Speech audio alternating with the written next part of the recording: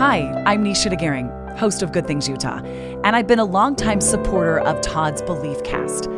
I hope you find inspiration in the courageous stories shared by the amazing people Todd features on his show. The guests serve as shoulders for us to stand on, allowing us to see a little further and cultivate belief in oneself. Remember, you have the dignity and power to change. I encourage you to keep striving and believing in yourself. Enjoy today's podcast. I want to take a moment to express my heartfelt gratitude to the incredible sponsors of the BeliefCast podcast. First, Craig from Craig Swap & Associates. If you need an attorney, he's your guy. Trustworthy, compassionate, always there when you need him most. Next, Wasatch Recovery, the greatest university on the planet, transforming lives one day at a time. Sandy from Minky Couture, the creative genius behind the most comfortable blanket you'll ever wrap yourself in. Comfort like no other. The visionaries behind Thread wallets. These wallets redefine style and functionality. Dave Philippi from Micro Plus, pushing the boundaries of nanotechnology and scientific research to bring us cutting-edge supplements for optimal health. The Ralphs and the Debenhams, creators of Mori Nutrition and Calm. Because if you're struggling with sleep, feeling stressed, or can't focus, Calm is your answer. Special thanks to the award-winning pianist Paul Cardall for his beautiful music that brings inspiration to every episode. And finally, Gab Wireless, letting kids be kids and giving parents the peace of mind they deserve. Right now, Gab is offering $25 off any device to new customers with no contract required. That's $25 off any Gab smartphone or smartwatch. Just go to gab.com/belief. That's where you'll get the best deal. That's gabb.com/belief. Thank you to all these amazing sponsors for supporting the BeliefCast podcast and empowering us to continue spreading positivity and inspiration to the world. Welcome back, everybody. This is Todd Sylvester, the host of the BeliefCast. Today, I have the honor of speaking with Dr. Nicole Roberts. She is a true force for good in the world of health, human rights, and generosity. As the author of Generosity Wins, she unpacks the transformative power of giving and how it drives real success. She has a background in public health and policy. She advises world leaders. She's worked in crisis zones. She's very passionate about feeding the homeless and providing food for those who don't have it. We'll talk a little bit about that. She has a clear mission. Generosity isn't just a virtue, it's a game changer. So guys, get ready. We're going to be so blessed to be able to talk to Dr. Roberts today and to be able to get her insight on how powerful generosity is and how much this world needs that at this time. So is it okay if I call you Nicole? Of course. Okay, great. Just want to make sure. So Nicole, thank you for being here and taking some time out of your busy schedule. Thank you. I'm so excited. You have had some incredible guests. I'm very humbled to now be in that family. Thank you. Yeah, you're so welcome. And I've done a lot of obviously research on you. We touched base about 6 months ago, actually, and we've been trying to get this put together. And today it's all coming together. So I'm so glad for that. So why don't we start, Nicole, with tell us where you grew up and maybe a little bit about your childhood. Okay. Well, I was born in Baton Rouge, Louisiana. Okay. And I was there until my family moved to Missouri. And I then ended up, what really happened is my parents got divorced. And I actually ended up living with my dad. And his family was in the Ozark Mountains in Missouri. And so, of course, as a dad with a little girl, he needed all hands on deck. So right. we moved back to Missouri. So I had the privilege of being, when people say like it takes a village, I think that for me was very true. I was very lucky to have grandparents, aunts, uncles, cousins that were basically like siblings. We were all right there. In fact, one of my aunts and my grandparents live on the same street, same block.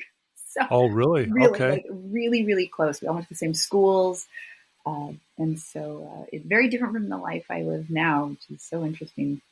But yeah, so I grew up mostly in Missouri and then left for school, went to Chicago. And admittedly, since I left, I have only lived in cities. I think I stopped driving my first year out of high school, and I've not owned a car since. Like, I've lived in big enough cities that I take public transportation to walk. Yeah. So, I mean, just complete night and day. That's amazing. Yeah. I don't know if it was intentional. I think at like 18, 19, it was intentional. Yeah.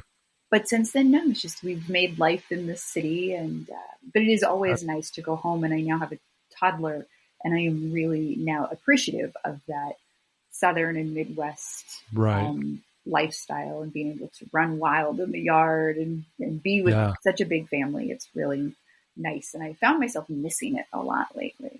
Okay.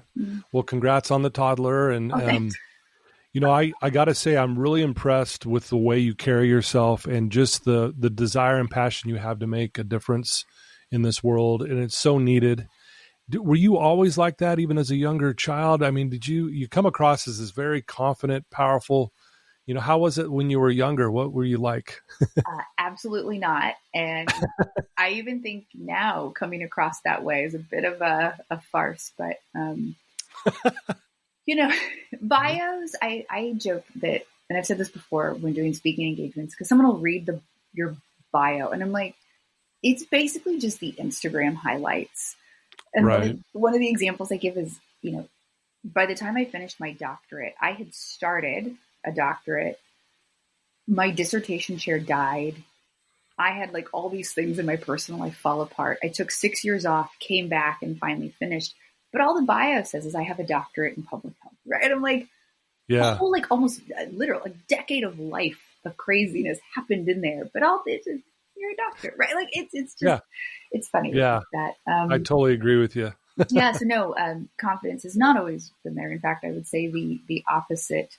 But as I've gotten older, I think particularly as a woman, I had my son very late in life. And there's something about both that process of becoming a mother and hitting like a certain age. And I don't know what it is for most women. For me, it was after 35. I don't know why. It was like all of a sudden there were so many things I cared about other people's opinions or thoughts, or I had to get this credential. I had to check that thing off my list before I made it, or before I don't know. It's kind of like life. Just the older I got, sort of just went, whatever. Yeah. I also think, to be honest, I think the pandemic had a lot to do with it, because all of a sudden we could see sort of behind the curtain of a lot of people's lives. And I think it was really validating in its own way that you'd see, oh, here's a shelf with my book, but there's stuffed animals on the floor over here, right? And, and everyone lives that. Like, no one has a perfect life. That moment you see on stage, that bio, it's not the whole picture. We're all human. Yeah. And I think that actually gets to your question about, have I always been this way? I have always been very empathetic. Like, it's just built in me to be overly sensitive about certain things. And I had the privilege of, when I went to school, college, I did a lot of volunteering to do anything I could that was overseas. And so that would be like over the winter holiday or something, going, and I got to work in places like India and Nepal, and I got to see what other people in the world really live like. And then to come home and be in like a sorority house. I mean, it was just the cognitive dissonance in my head of what problems really are. Yeah. But to your question, I think the thing it showed me so early, and I really do consider it a privilege, is that we're all exactly the same. Like, we as a species have evolved so little. Right. The problem we're facing may look different. The way we handle it, the way we behave, the way communities then like, it's all the same. We are so human. It's remarkable. And so for me, I think everything I do in public health has always been really centered around neuroscience and that sort of behavioral aspect, which is humans are going to human no matter what. We can't help it. And for me, it's always just been this great level playing field. I don't care what thing you've achieved, what you could have done, we're all the same. We all make decisions, and we make them based on the information and the resources in front of us. And that's it. Yeah. And so, No, yeah, I've that's worked from that place for a very long time. yeah. Well, and it kind of leads into my next question with, you wrote this book, Generosity Wins. I want to talk about this book, but a lot of times when you hear like generosity wins or that kind of narrative, I'm used to hearing like, it's the survival of the fittest. You gotta step on this person to get here, and you gotta, destroy this over here to get this. And so talk about why you wrote the book, what's the book about, and what we would expect if our listeners, if they were reading it. First, it's not what you think it is. Okay. And by that, I mean, we don't know of another book written quite like ours. It is written as a business fable. So it's an easy story. In fact, I've had more than one person tell me they finished it in one day, if not two. Oh, okay.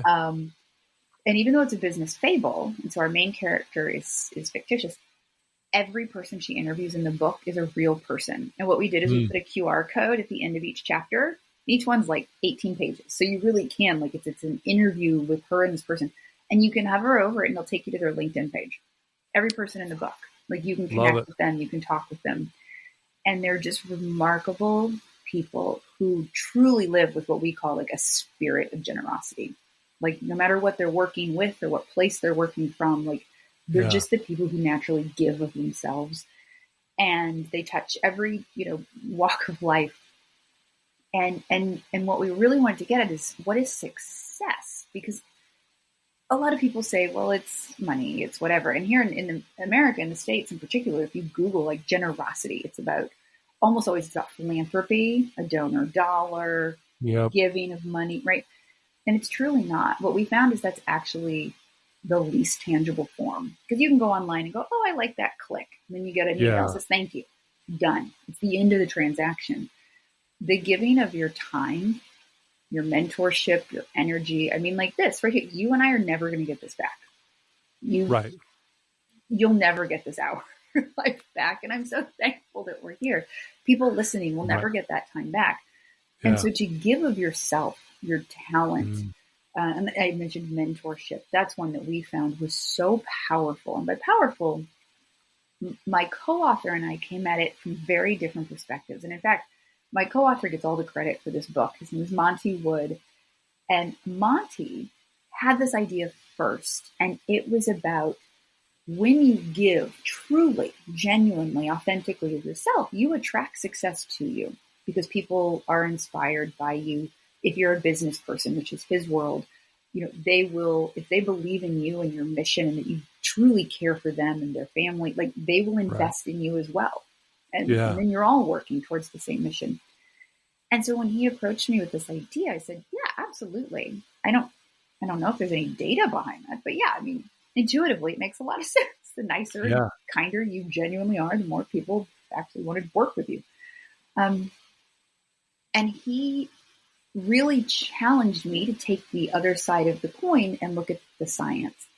And I didn't know what all I would get into. I looked at everything from the Harvard Happiness Study, which is now 90 plus years in, to lots of primate research.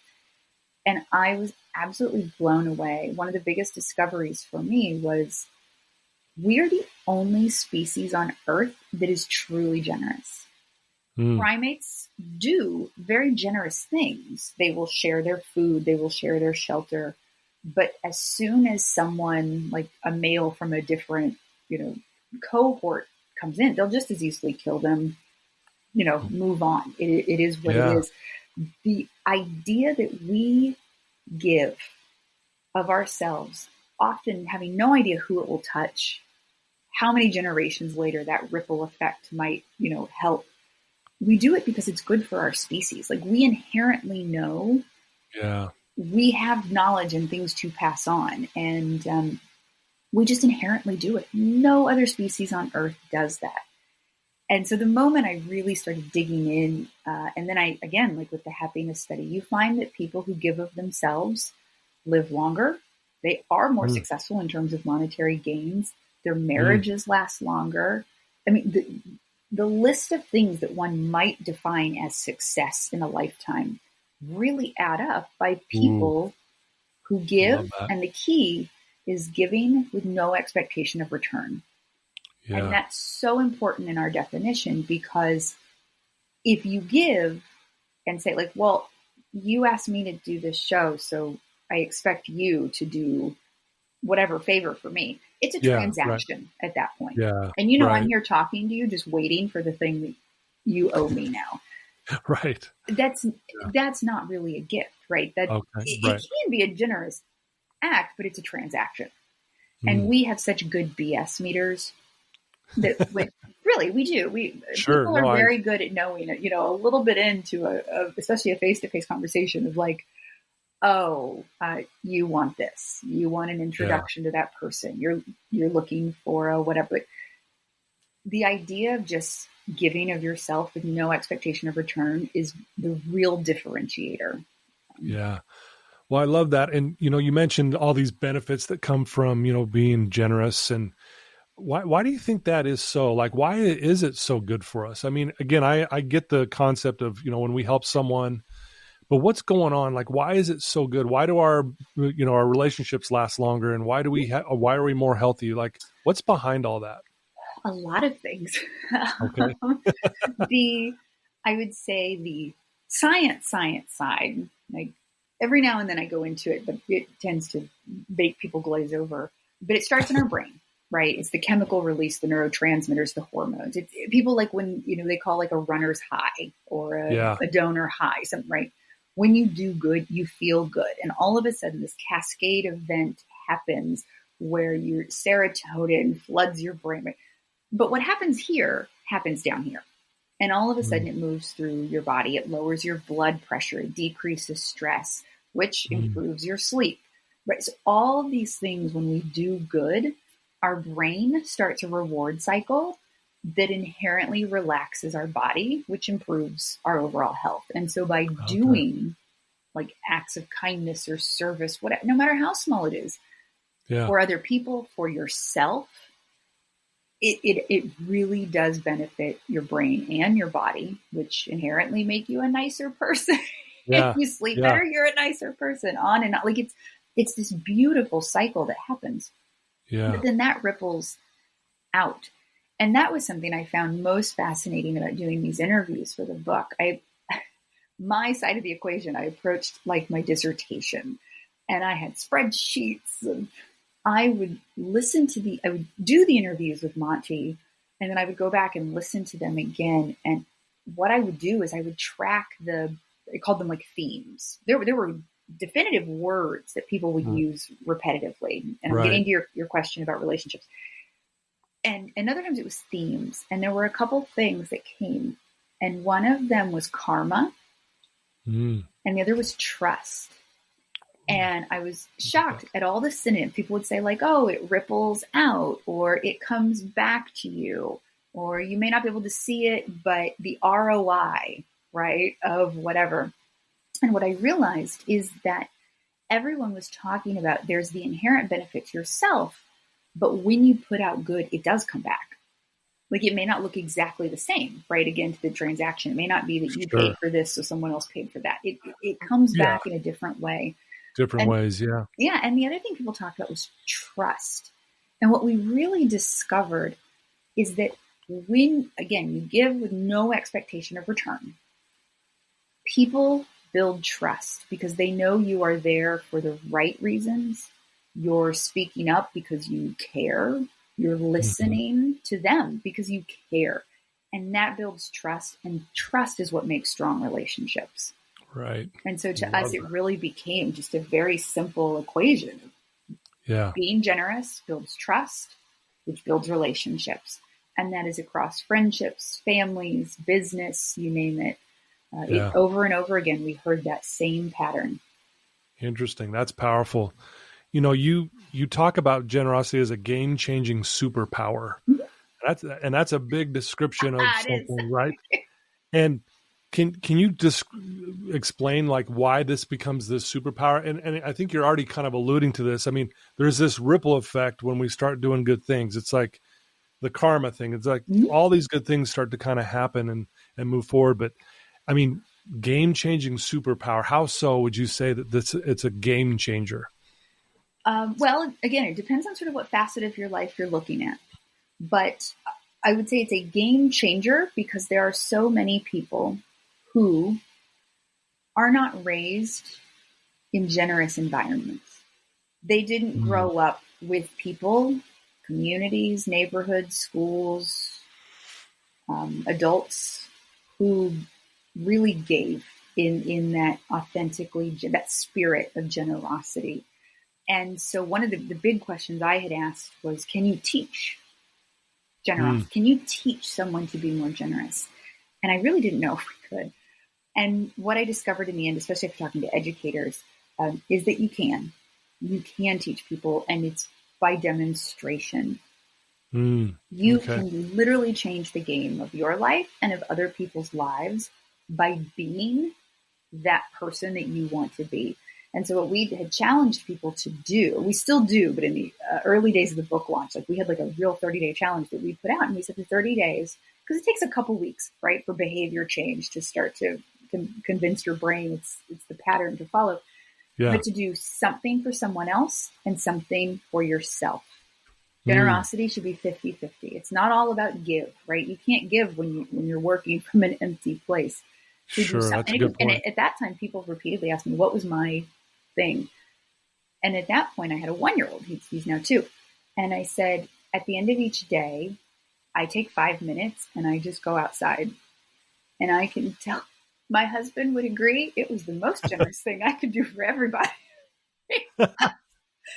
Between the baby and work, I needed to go take a big, deep breath and just sort of reset. And then I could start the evening and do the thing like as a kind of a whole person again.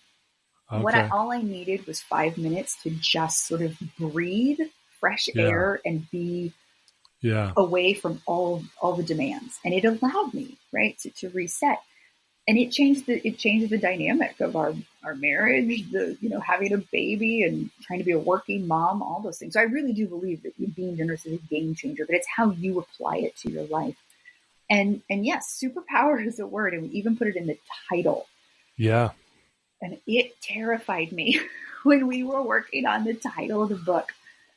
And it gets back to what I said, though, about we're the only species on Earth that is truly generous. And that is when I said it is a superpower. Yeah. It truly separates us and our species. And as a civilization, it's the thing that separates us from everyone else. And that is a superpower. And it means if we can harness it, we can propel, ourselves into the future in entirely new ways.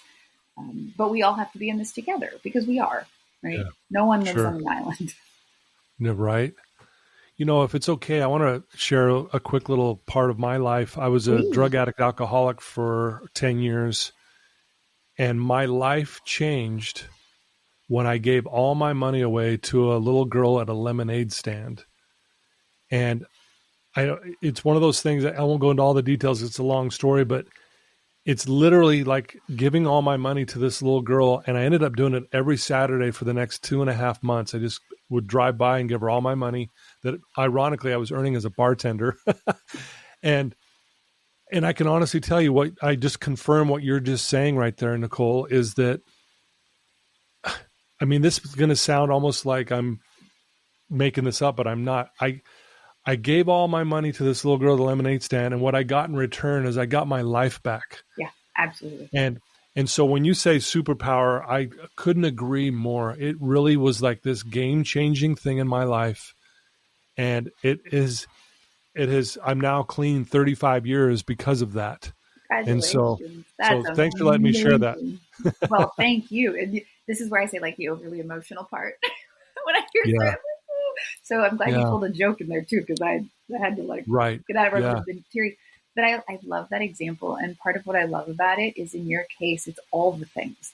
Because as much as I pushed back against it being monetary, the example you gave is one in which you gave money, but that's not what you were giving. You were the physical, right? Yeah. But what you were actually giving away, it was so much more than a financial handoff, right? Right. It was so much deeper and more meaningful, and very, very powerful. Have you kept up? Do you know where she is? Yes. Matter of fact, we have stayed in touch this entire time. She actually is one of my best marketers. She sends clients to me all the time, and she's doing amazing things in life. And we text often. You know, I just texted her the other day. I just had this overwhelming feeling of gratitude, and I just texted her, say, "Hey, thanks for saving my life again." And this is 35 years later, you know, and so yeah, we're still in touch, which is great. That is amazing. Thank you for Right? sharing that. Yeah. Well, and that's why I was so, I guess, drawn to you and just what you're doing with the Generosity Wins, because I think, I mean, you probably noticed this obviously too, that the world seems to be lacking in this, and just in general, you know, and I don't know. I just love when people are willing to do something like what you're trying to do here, is to throw this out there, because you link, like you've worked with athletes and billionaires and world leaders, and you link success to generosity. Mm-hmm. And so if you could just elaborate a little bit more on that for our listeners, because I think that's a fascinating thing to think about. You've obviously touched on it a little bit, but if you could expand on that just a little bit more for our listeners, I think that would be so well received. Well, I think, and this gets back to when people give of themselves, and there are, I mean, we all know this, but just to give some example, I mean, there are people who have nothing and they give it all to someone at a lemonade stand, right?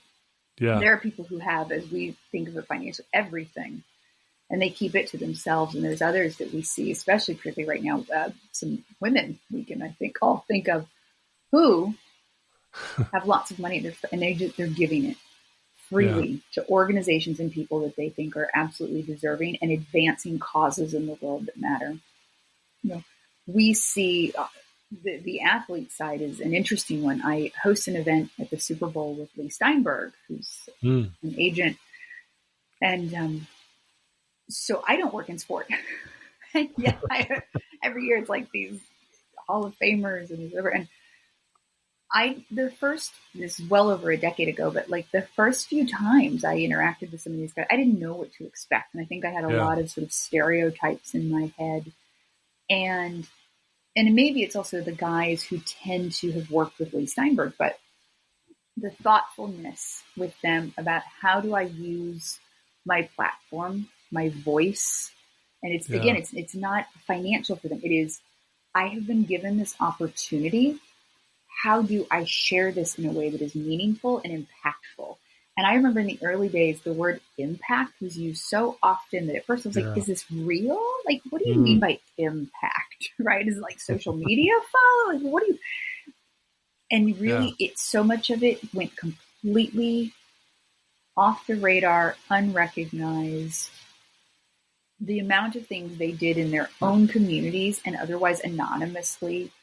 And so much of what I learned from them is, and still to this day, having just come off of a Super Bowl, that imitative behavior, it is not lost on them.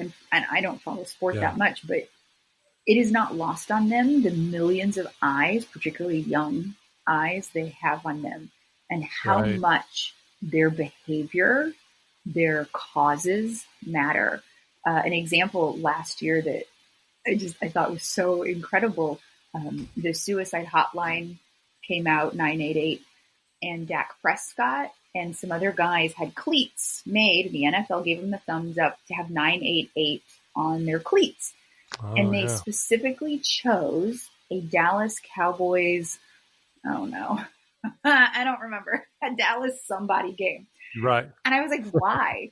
And they said, because this will be the most watched game. And so they wanted to wait until that game. And I said, why will this one be? And they said, because it happens to be Texas and whichever other, and they said the purpose is in big cities, like where I live, Washington, D.C., we had billboards and things that said 988. And they were like, in the rural parts of Texas and whatnot, there's no advertising for this new hotline. And this group of athletes who had all lost a sibling, a parent, a loved one to suicide decided we have this ability to literally spray paint our shoes and tens of millions of people will see it. They'll go, what's that? They'll Google it on their phone in real time and they'll find out. Wow. Even now it gives me goosebumps because it is such a simple act And yet it is a group of people going, how do we use the resources we have to touch people in a way that might change their life, save a life? And I've learned it doesn't matter where you come from, what you have, what you don't have. People are so creative with how to use their resources to do good. And it can look like so many things I, at least, have never thought of. And then it happens and you go, oh my God, it's brilliant. And it's so simple. Like, why have we not done this forever? Right? That's amazing. That's amazing. Again, I love, again, that you just have this passion for this, and I know you also have passion for other things as well outside of this. Obviously you wrote this amazing book. It's doing a lot of good. You're also really passionate about, feeding those that that don't have food and stuff. Do you want to talk a little bit about that, just so our listeners understand what the passion comes from there? Absolutely. So again, back to the early days of my work overseas. So I've worked in a lot of disaster areas, recovery zones, and really low resource areas. So like Haiti, post-earthquake, etc. I spent a lot of my time in India and Nepal and Bangladesh. And we as people, food, like there are very few things we need, like actual, like in the hierarchy of needs: food, water, shelter, and interaction. Right. Yep. And food is one of those that I had always thought of, you can see data points of like people who are food insecure tend to eat worse food. They're more likely to be obese. They have hoarding food behavior. So, from a very young age, food significantly impacts our behavior, who we are, how we see ourselves in the world. For sure. And yet it never really hit me until I had agreed to do a lot of work around food security in women and girls. And in most of the world, women and girls are the primary agriculture people. Like if you go to someplace like India, it's women who are out in the fields. And yet they're always the last to eat. They get the leftovers. They're doing the cooking, the cleaning, and everything else. Girls are often married off early. I mean, you see lots of exploitative behavior because of food insecurity. And one of the first things I did with this organization called Feed a Billion was an event in which we asked people to tell us words. And there was some creative group that said, oh, let's, collect words. And I was like, okay, great, we'll collect words. And I think in my head, like delicious, yummy, full, things like that, came to mind. It was the most humbling experience. And it's probably gonna make me chuckle now. The girls we interviewed used words like worthy. Ooh. Giving them food made them feel worthy of existing. It's amazing. And I remember just being so devastated that a meal could make someone feel like they were worthy of being here or not. And that on a daily basis, they were made to feel that they were not worthy of a basic human need. And to know so many children in the world feel that way, I couldn't not then obsess in every way. And it was so powerful. And I've come now to see just example, one after the other in every cohort that exists on earth about the power of nourishment. And that's the word we often use, is nourish. And I love that definition because if you Google the word nourish, it's not just like sustenance for the body. Yeah. We use it like you nourish your soul. And it just really hit me that food, good food, it does that. It doesn't just nourish our bodies. Yeah. It's our hearts, our minds. And in children, you can't focus. If you can go to school, but your stomach's hungry, you can't sit and focus. You can't sit still in your chair. You're not absorbing the material. Like, it impacts everything in these children's lives. And so for me, it just became one of those, you can't solve every big problem. You can't change, cultures and their priorities overnight. But for me, food security just became this space where I really, really started to and still believe every meal matters. Yeah. Wow. When you said they feel worthy, that hit me so hard. Can you Like, imagine a little girl? That's the no, word that comes to mind when she's given food. unbelievable. It really, honestly, just changed my paradigm on how blessed I am that I get food and that I'm worthy that I get to partake of a dinner tonight. And I don't know, that just really hit me so hard, Nicole. It, Wow. I was a wreck for like a week after that. I can only imagine, And especially hearing it from a little girl. we kept trying to figure out, how do we use this? And that sounds kind of weird, but like, Yeah. I don't know how to tell that story. And there's no world in which I can speak it. It can have an impact on you. It still impacts me. That was years ago. The way a child saying that, just like, I mean, it knocked us all on our butts. Like Oh, yeah. I was like, I don't know how to help get that message to everyone. Like, I don't know how to, there aren't enough rooftops to shout from to let people know that a meal can make that big of a difference in someone's life. For sure. Well, and the other thing that struck me is just, and I totally agree with you. I know when I eat really healthy, I feel so good, right? Like, and you talked about how that does impact our behaviors. Mm-hmm. And, so if a young child is not only not maybe eating enough, but also eating the wrong, maybe high fat, high sugars, Mm-hmm. that kind of stuff, again, they're not going to show up the way they need to show up in life. And I think that probably also there's links to that type of eating to depression and Absolutely. and again, it kind of snowballs in the wrong direction in that. But so to hear you say that, it makes so much sense that how important it is that people not only get the food they need, but the right type of foods. It is very powerful. Yeah. Well, you've done a lot of things, and you're doing so many great things. You did a TED Talk, if I'm not mistaken. Is that correct? I did. Yeah. Yeah. How was that experience? Honestly, Yeah, please. I'm kind of embarrassed by this. I've never been more terrified in my life. So I do a lot of speaking engagements. Sure. Yeah. And I'm really weird. So I'm more uncomfortable at it for people who watch the video. I don't know if you can tell. Like, I'm more uncomfortable doing this than I am on a stage. There's something about sort of like, I think when you hold a microphone and you're talking about something you care about, and it's just kind of like dots out there, Right. or you can connect with a couple people and you see them nodding. Yeah. You're like, yeah, it feels more like you're having a conversation. This medium to me is so weird because I see you, but I also see a big me. And I like try to do everything in my power not to look at that half of my screen because it's weird. I know. I agree with you. I really do. So this makes me uncomfortable. Yeah. So in my mind, I thought, a TED Talk. They were like 10 minutes, right? 10 minutes or less. Okay, cool. Yeah. And they wanted it to be on something related to the book and the science behind generosity. And so I thought, okay, great. I can talk about the neuroscience and what happens to our body. Like, cool. I can talk about science for 10 minutes. Sometimes you can't shut me up, right?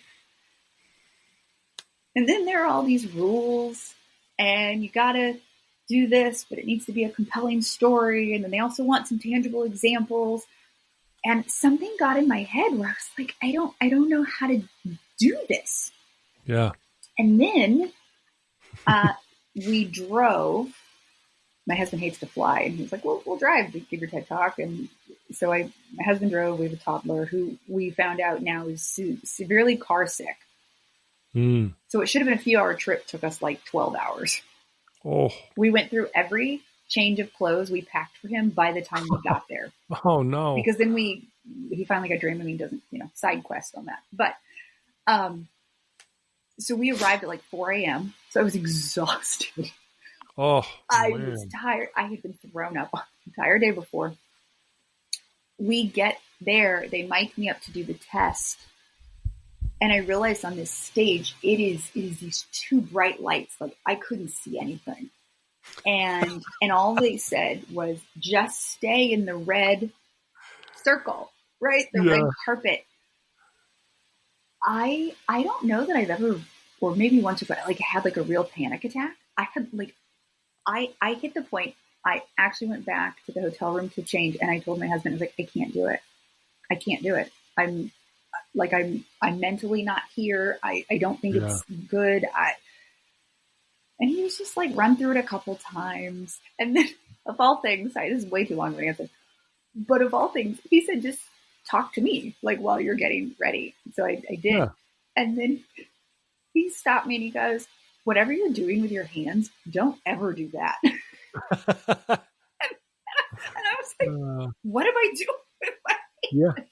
Yeah. Right. It sounds so silly. But all of a sudden I realized I had nothing to hold on to. I didn't have a microphone, a podium. I didn't have a chair to sit in.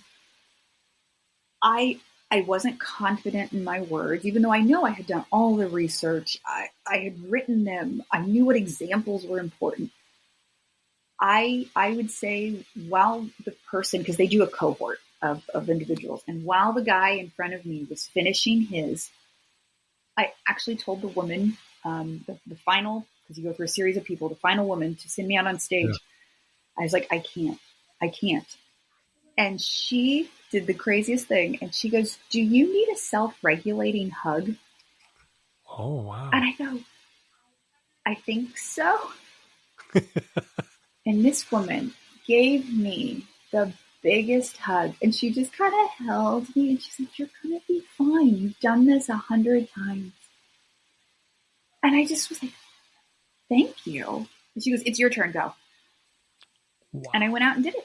And I did the TED Talk, and I don't remember a single second of it. It's like I just kind of went blank in my head, and I came back, but apparently I did it, and I've gotten great reviews and views on it. Sorry, that was like the wildest answer, but it was the honest. No, I have never in my life been more fearful of my own words. I don't know what I thought was going to happen out there. And then this woman, I don't know into this moment, I couldn't tell you her name, but I need to find out and thank her again. Yeah, I mean, the day of, I thanked her like 100 times. But she just gave me a big hug. And that was it. And it was like I just snapped back into myself. You know, that is so beautiful. Here you are out preaching and teaching generosity. And in that moment of your despair, what did you get? You got some generosity. And to the point of the definition that we came up, nothing in return. She didn't want anything. She wanted, all she wanted was for me to get my shit together. Exactly. No, she just, I to this day, or I'll die remembering, do you need a self-regulating hug? In the moment, I don't even think I knew what she meant. I think I was just like, hug, a hug would be nice. Okay. Wow, that's amazing. Wow. I am so glad I asked you that, because I did not know that behind the scenes, because I've watched your TED Talk, and it's you would never know. I mean, you obviously were doing fantastic, and you did a great job. And again, you're good at all the things you're doing. It's so impressive. I wanted to ask you, this is going to seem like a strange question, but I ask this sometimes to my guests, but what do you love most about you?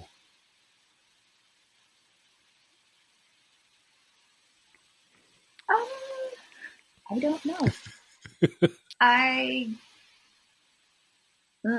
don't like the answer that came to my mind. It's probably true. I would say that I'm resilient. And I don't like it because then it means like you have to be resilient. Like you have to always kind of be ready to make things work even when they don't. But I think, growing up with the childhood I had and a lot of the experiences I've had, I've learned the phrase I've heard and I love was like, this too shall pass. Mm-hmm. No matter how good it is, how bad it is, like it's going to pass. This moment will pass. And I think for me, that's kind of the equivalent of resilient, which is, I can hate something or think it's impossible, and especially some of the situations I work in, right? I mean, they feel insurmountable in real time. And yet I've reached a point where I'm like, we'll figure it out to the best of our ability. Are we going to save Love it. everyone? No, we're not. Are we going Wow. to do better than zero? Yes, we are. And that's going to have to be good enough. Like, Yeah. so maybe resilient isn't the right word for that, but I think it fits, and I think it's great, you know. And I look at all you're doing, and it makes sense to me when I hear you say that. thanks. I don't know. No one's ever asked me Yeah. that question before. Yeah, I know. That's why I like asking it. You know, keep you on your toes a little bit. Yeah. Here's my next question: if there's someone listening to your voice right now, and they are tuned in, and they're struggling, and they're in a dark place, and they're not sure how to get out of it, what would you tell that one person right now? First of all, you do matter. Everyone matters. We're here for a reason. And to what I just said, this too shall pass. You have made it this far. You will make it out of wherever it is you are. And not to bring it back to the book for bringing it back to the book purposes, but, you know, to your example, it doesn't matter how low we get. There is a place from which we can give, even if it's to ourselves. Yeah. And from that place, you can do good in the world. And it could just be to yourself. It could be to a parent or a sibling you've avoided talking to. It could be a stranger who's selling lemonade. You have something to offer someone that the moment you offer it to them, their world changes too. Like there's no action or interaction you have with another person that doesn't impact that person. Wow. Beautifully said. I really love that answer. And I'm grateful that you shared that, because I can guarantee you, Nicole, I have people tuning into this all the time who are in that place. So thank you for your wise words, and again, for your example and what you're doing. And so you're obviously doing a lot. What's next on the docket for you? What big plans do you have that you could maybe share with us?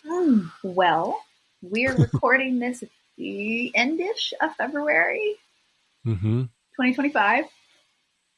And so the answer in this moment is I don't know. Okay. In fact, I had a big contract that is coming to an end, and I am actively figuring out what comes next. The book has come out. I have this nice sort of closure to the thing I've been doing and I've thrown myself into. And I know what's next is big. And I have my human rights firm, so I always have work to do. But as for like what actually comes next, I don't know. I want to relaunch my podcast. I want to dive into a project, an organization, a mission of some kind that is big and bold. But as of this exact recording, I don't know what it is. I hope to know in the next few weeks or so. I mean, I got bills to pay, but right? I don't know. Yeah, I don't have any secret thing to share. Maybe in a few weeks I will. I hope when you post this, I can reply and be like, guess what? Yeah, that would be great. Guess what I'm doing? Well, and I think, again, I have no doubt that something's going to present itself to you, and you're going to like, yep, this is where I'm going. This is what I'm going to do. And again, I just your mouth is God's ears.